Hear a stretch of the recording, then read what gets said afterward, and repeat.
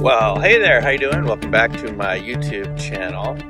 I found out about a field that was being grown for hay with Timothy grass, and I wanted to show it to you because there's a lot to do with what I think and some of us think are making some of the crop circles, energetically active.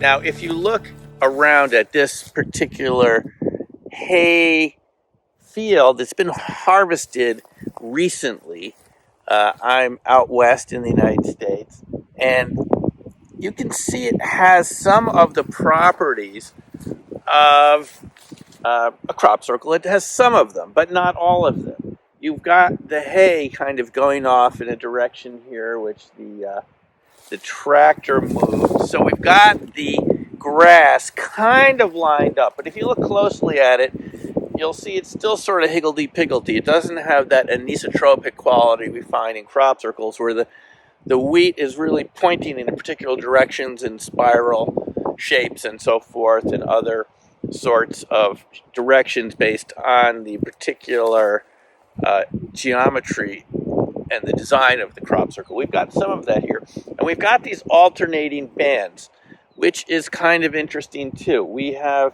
the area that's cut, and if you look at that, you'll see that's not quite as even as in a wheat field. It wasn't planted by a seed driller in the same way. So the Timothy grass is kind of a little closer, a little farther apart, not quite as even we see in a crop circle field.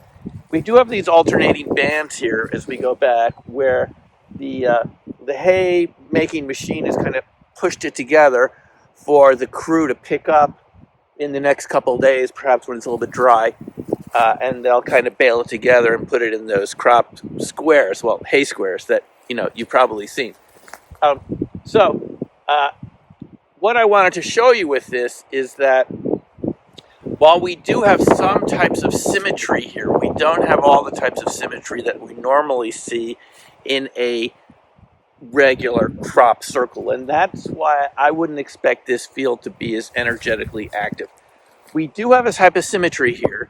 In crystallography, it's called translational symmetry. Translational symmetry.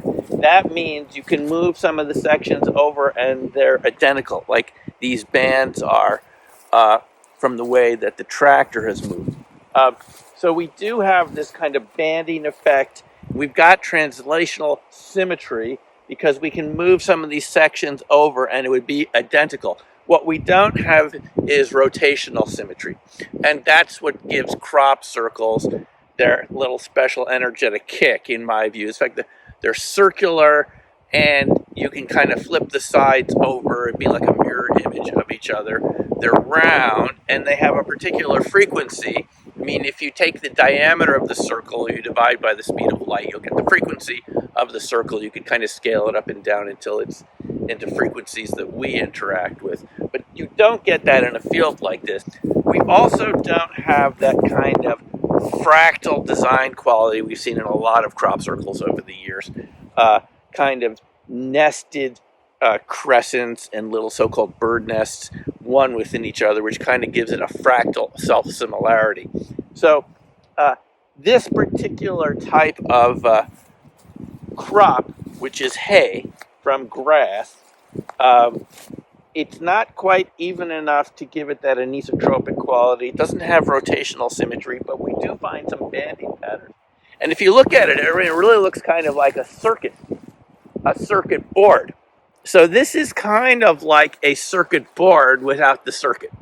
The crop circle design itself is kind of like the transistor, is like the integrated circuit on the lattice work of the wheat field itself. And that's why I say it kind of creates coherent distortion. It's a whole nother type of symmetry that's different than just growing stalks of wheat. Coherent distortion. We do have some of the elements of that here, but we don't have enough, in my view, so that it would achieve that resonant state where it kind of goes over unity and really begins to interact with neighboring parallel realities. And again, that's what I think is happening in some of the crop circles for real. So I wouldn't expect this type of field pattern to necessarily attract UFOs balls of light create space-time anomalies, affect our cameras and watches, like we've seen over the years in crop circles. It also, again, has been seen throughout the world with many UFO sightings, alleged extraterrestrial sightings and so forth, where you do get watches stopping, cameras not working and so forth. We don't quite find that in this type of field. However, it is possible that even this banding effect could create some sort of energetic resonance. It would just be a different type than the crop circle. So I might pitch a tent nearby tonight just to see what happens in this area. But I don't think, because of these mathematical differences between this sort of kind of field structure with these kind of long lines, again, kind of looks like a circuit board, but again, with no circuit. And that's my view of it. So again, I just wanted to show this to you.